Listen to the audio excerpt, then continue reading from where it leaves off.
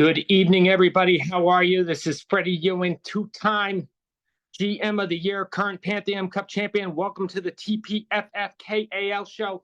We got a huge show for you tonight. I got a new background, the Golden Gate Bridge, that shows that we're trying to get the Rock Throwers GM on. He keeps shying away from us, but let's throw him to the side because we got a great show for you tonight. We have the front runner for the Pantium Cup this year coming on. He's a great friend of mine. He is the GM of From Justin to Kels. Great guy. Known him for a long time. He's a really smart guy, great GM, really looks at football in a really analytical way. Former poker professional, guy is a entrepreneur. I love the guy. We're going to have a great conversation. I'm going to get James Winschel on the show very shortly. Just going to see if I can do this correctly here. Wants me to send him an email.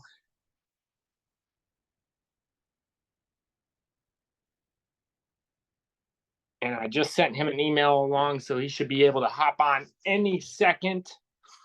And news today, just tell you a little bit about my draft last night. I totally screwed up. It was a big draft. I was getting in an Uber. The first guy, he ended up drafting McCaffrey. I had the second pick. I queued up Chase and ended up taking Chase with Jefferson still on the board. So I kind of screwed that pick up. And then everything I said that I wasn't going to do, I ended up doing. I took Devontae Smith with the in the second round and ended up taking Jalen Hurts in the third round, pairing Smith and Hurts. But besides that, at the end, I think I got a really good team. I got, Sky Moore's on there. I really went zero RB. I got Goddard is my tight end. A lot of good young running backs that might have a shot. A lot of sleepers. Dobbins as my my running back. I forget who my other running back is, but I should know my team by now. But I like all of them, so it should be an exciting. Besides screwing that up, and see, I don't know if this is going to work. We might have to start this completely over. James actually sent me like a list of questions that he wants asked, and it's like, no, buddy, that's not how the TPFFKAL show works. We're asking the questions here. But he wants to be a little bit secretive. It's a big year for him, so he's got a doesn't want to let off too much to the other GMs, which I understand. He can dodge some questions and say no comment if he wants, but he's going to get the questions tonight. He's going to get grilled just like everyone else is going to get grilled on the TPFFKAL show. I'm just going to send him a quick text really quick, make sure he got it.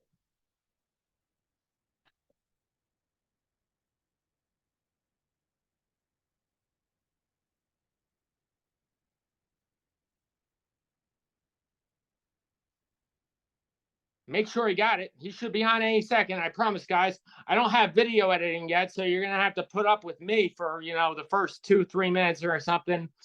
I got to get Robin on the phone, make sure that Robin had James all queued up and everything. We're still getting this whole Zoom thing down. I am not the Generation X, Y, Z, and still working on all this technology, but it looks like we have James Winschel coming on right now. Hey, James, how are you? Can you hear me? I can hear you. Can you hear me? You can. Excellent. Welcome to the TPFFKAL show. I appreciate the opportunity. Thanks for having me. Hey, I was just talking. I just did my introduction, just told everybody that you are the front runner this year. Picked by me, obviously, for the you have the best odds to win the Pantium Cup.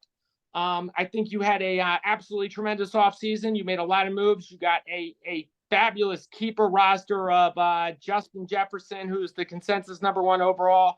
Travis Kelce, who's probably a guy who's going to be a top 5, top 6 pick. Pollard, who's going in the second round. Ridley, who's going in the late second, early third round. Tell me what you think about your team this year. Well, obviously I'm excited. I wouldn't have made the trades if I wasn't. And, I feel like I've spent a lot of the last 2 years playing catch up. It's one thing to, play some folks from work, for $20 a head and go out and win that sort of league where, just the level of preparation is different. And coming into a league like the Portofino, you really have to adjust your preparation because there is just a different level of player that you're going up against. And there's a different level of preparation and thought that they put into it.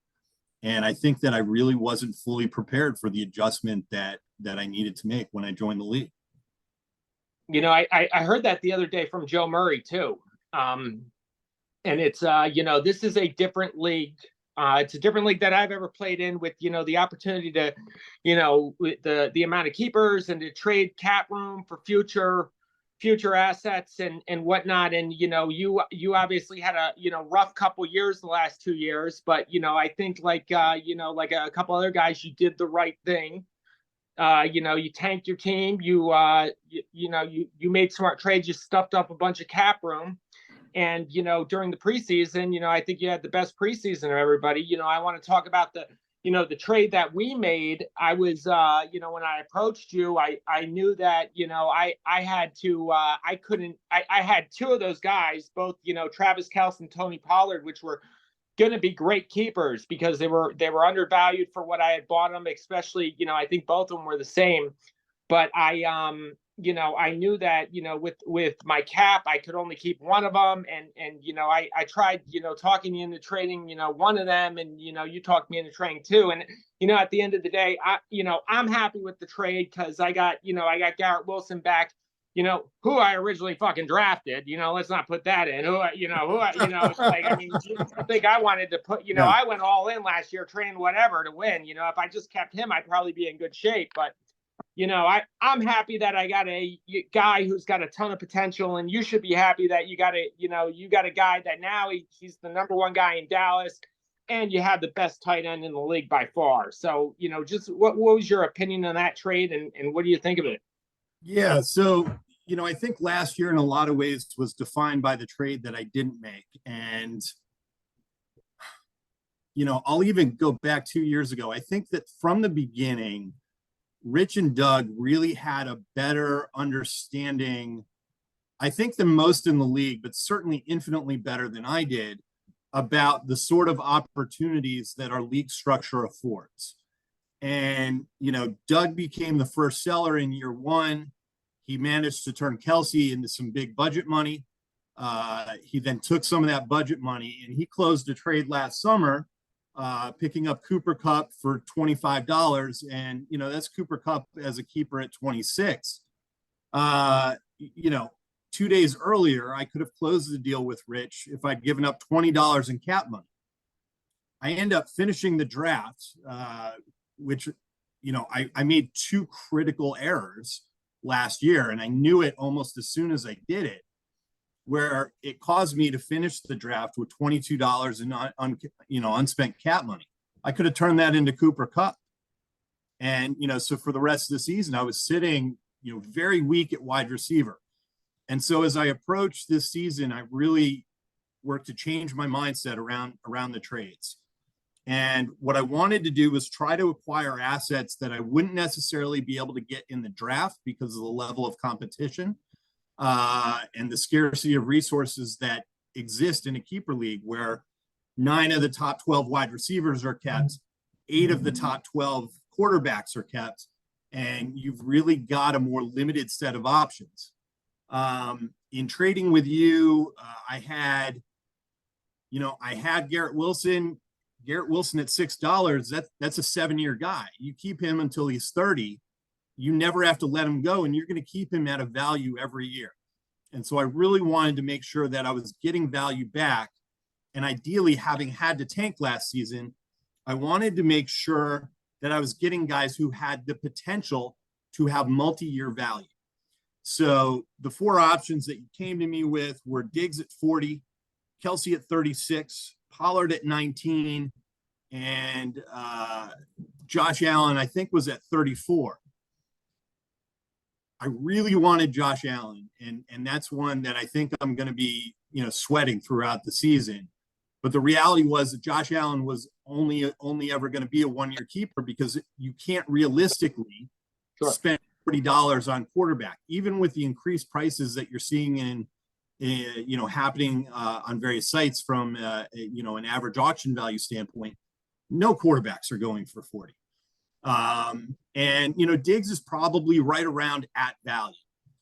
With Travis Kelce, there's always the risk that it's a one-year guy, because this is a guy who turns 34 in October, but who hasn't shown any sign of slowing down. No, him or his brother, they're like ageless. Indeed, and both future Hall of Famers, probably shoe-ins. Certainly Kelce. So, at some point, Kelsey's going to have that fall off, but Kelsey's a guy who, in a lot of auction rooms is going in the low 50s this year. And so getting him at 36, I can ride him out until he's ready to, hang up his cleats and enjoy his retirement. By going with Pollard as a second pick, I potentially have a guy that I can run with for 3 or 4 years before that, age starts to catch up with him. And so my hope is to turn this not just into, potentially 1 year of success, but hopefully 2 or 3, even in future years when I'm working with the same draft capital as everyone else. And, that's what makes this league so, different is, is just, you got to compete, and you also got to look ahead for future years. I didn't do that, obviously, I just wanted to win, and, but I did not do that. And this year, it's going to be interesting. It's going to be interesting. I'm going to have to, I'm definitely going to have to be a team of destiny. So you talked a little specialize bit in that, if I remember. You talked a little bit about Josh Allen. Quarterbacks are quarterbacks, they get, in most leagues you'll see, there's rushing quarterbacks are more important in most leagues because they can run into touchdowns, get 6 points. This is the league where you throw a passing touchdown and you get 6 points too. So it brings the value of quarterbacks up a lot. And I think that, you look at, all of these keepers this year, 8 teams have quarterbacks, all the top guys are off the board. The only guys left that I have really are, Justin Herbert, Lamar Jackson. There's some sleepers in there like, Kirk Cousins, Danny Dimes, your boy up there in New York, could put something in. But, it's, on one hand, you're with, you're going at, there's slim pickings at quarterback, but there's also not going to be a whole lot of people that are trying to draft quarterbacks unless they're using the JWB 12 quarterback strat. But so, going in there without a quarterback, what are your feelings about that? Yeah. So, we did our trade in early June, and I think I was approaching from the mindset of, hey, we've got 2 months before the draft. I've jumped, the line on everybody here, and I've got time to sort out the quarterback issue. If I'd really been thinking ahead, I might have turned around and tried to see if I could turn, another one of my low dollar keeper resources into Josh Allen without having to give up much more draft capital. But what happened after that is really before I could react, a lot of guys jumped into position and made sure that they got that position locked down. There were probably 4 or 5 trades that happened, including one you made to pick up Tua, that really closed down the market. And by the time I was, out there making, reaching out to Doug to get Joe Burrow or to Bowser to pick up, Mahomes, the market was really dried up. And so, probably a little bit of a misstep there. It's one I hope I can adjust from. Certainly the 2 big names, I guess, that are left are Lamar Jackson and Justin Herbert. And there's 4 guys right now who still need quarterbacks. I think, what we have to remember is that, the players who have quarterbacks already, they're really going to push to create that storyline, that narrative that there's a quarterback shortage. But the reality is that Kirk Cousins is still out there. Who cares about Kirk Cousins? Well, you know what? It is a 6-point passing touchdown league. Kirk Cousins threw for 29 last year, and he finished as the QB6. Danny Dimes was also a top 10 finish. Justin Herbert, for whatever it's worth, he was the QB 17. And, you can say that there's reasons for that and everything, but the reality is that there is more potential depth out there. You can even look at a guy like Russell Wilson, and he's escaped from the Nathaniel Hackett experiment. And even if you just look at the, what was it, 2 or 3 games that he had without Hackett at the end of last year, his numbers were night and day compared to what he had when Hackett was calling plays. So, I think that there's a lot of really good options out there. And depending on which one you go, you probably need to adjust your strategy a little bit. But, there is no quarterback scarcity. It's just a matter of how you want to approach the position relative to what's left, and make sure that you're going into the draft aware of who still needs a quarterback versus who already has one, like Brian, who might be trying to bid you up or might be trying to lock down the market to force you to trade an asset later. I mean, I agree with a lot of that of what you said right there. The first year, I didn't really focus on quarterback. I used 8 different quarterbacks the first year.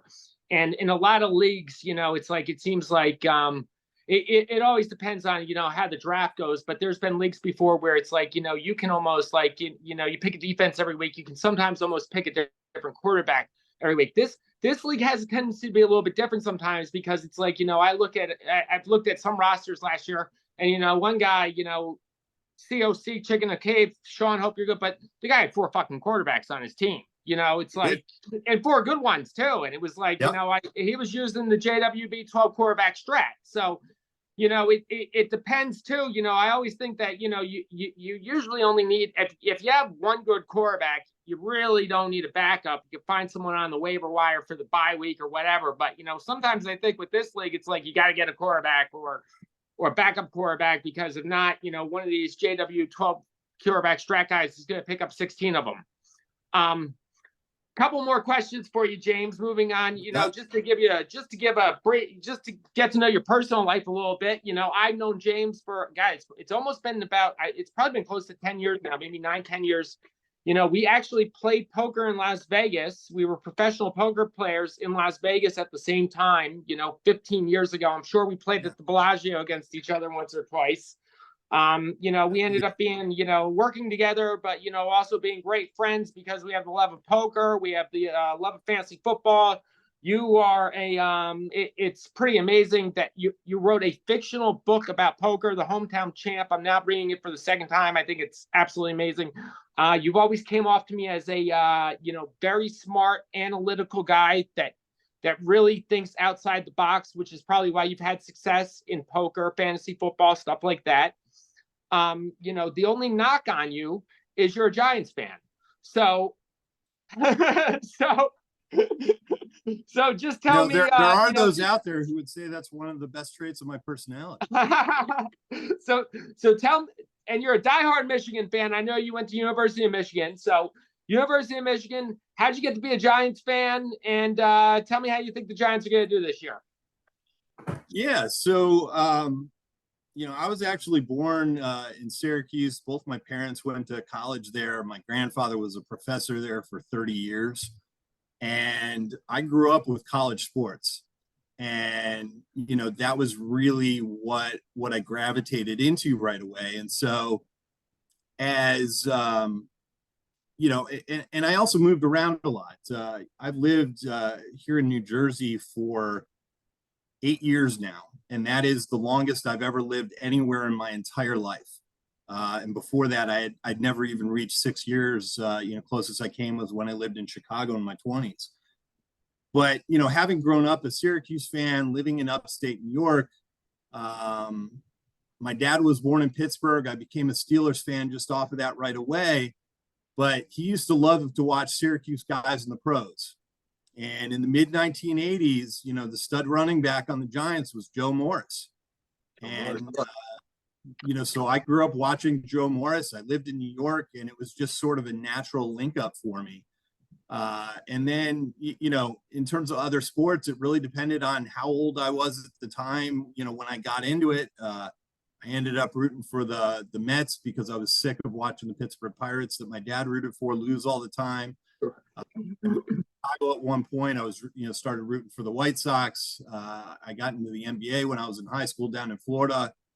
I'm an Orlando Magic fan. How often do you get anybody to admit that? They had Shaq and Penny then, though, right? Well, not when I started rooting for them, but at one point we did get to enjoy that. So, you know, there were a few good years, but college sports has really always been my first love.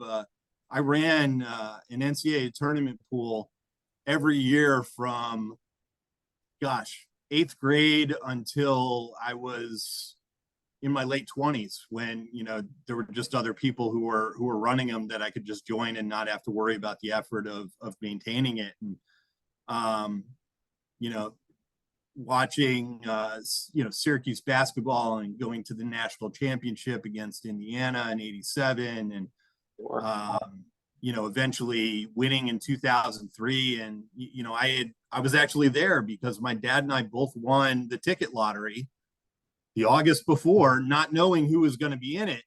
And then we had this amazing experience of watching the entire Final Four, you know, or the entire tournament, seeing Syracuse progress, knowing if they made it, we were going to get to watch it live. That was Carmelo Anthony's freshman year, right? It was. And, you know, you referenced poker. You know, the biggest celebrity that I played with when we lived out there was actually in the summer of 2004. The Celtics were out in Vegas for the summer league, and I'm playing at a table, and, you know, these guys see, you know, some huge guy who looks like he absolutely has to play basketball, and I don't recognize him. They get him to sit down at the table. You know, they're really engaging with him, but I can't figure out from the questions who he is. And you know, part of my, you know, shtick in my early days in Vegas, because I didn't want to be taken seriously, was I'd go wearing like a Syracuse basketball jersey and right. Tips back before I started losing all the hair and everything. And you know, this guy's sitting right across from me, and you know, I just taken down a big pot against him. I had an ace high flush versus his jack high flush. And, you know, it's like, who, number 30, who is that? I said, oh, that's Billy Owens. And he's like, oh, I know Billy. And I'm just sitting there like some noob thinking, oh, he knows who Billy Owens is. He remembers when that guy played. Right. Well, he gets up and leaves the table. Well, actually, before he leaves the table, you know, I said, it was actually really awesome. You know, last year I got to go to the Final Four, and I was sitting right on the corner, second row of the upper deck. Like, that's some huge thing to this guy. Now, corner where Hakeem walked the hell out of the Kansas guy on that last second shot, and it was just amazing. He gets up and leaves like 10 minutes later, and all the other guys at the table like, dude, why the fuck were you talking shit to Paul Pierce? And I went, oh my God. So he's a Kansas guy. Sure. Talking crap about Syracuse beating Kansas in right. semifinal game or the championship game. And right. And you pulled a pot from him. I sit in freaking courtside. I took $200 off of him, and he, you know, going back and crying into the 15 million he has left. Right. I couldn't believe it. Like, if I could have, I'd have gone and apologized to him. I felt so bad, but it just ended up being one of those, you know, crazy moments where you don't always know who you're playing against. Right. That's hilarious. I could tell Vegas poker stories, you know, all night long. Maybe I'll start a poker show one day. Who knows? There you go. One more question, though. One more question. Yeah, what do you got? So Joe Murray gave me a straight answer. I've been asking everyone this. All right. Yeah. I have obviously picked you to win the Pantium Cup this year. If you could pick one team that is going to win the Pantium Cup besides yourself, who would you pick and why? So, you know, I'm sitting here right now. I just brought up everybody's keepers, and I tell you in all sincerity, you know, everybody has something to really like about their team, right? I'll make fun of Doug and give him a hard time about what he's sitting with, $56 a cap room and 2 keepers, right? But the reality is, I'm the dude who finished 12th in the playoffs both years, and he's profit positive in the time that we've been in the league. When I take a look, I probably start with 4 teams, and I'll try to boil it down from there. Sean, starting with Devontae, Jamar Chase, Josh Jacobs, Derrick Henry. I mean, that's as strong of a 1-2 punch as you're going to see from anybody on wide receiver and running back. Jimmy has some really amazing keepers at value. Hurts, Tyreek, Etienne, Dobbins. Brian also has got a lot of really good value keepers, and Rich's wide receiver core will run with absolutely anybody this year.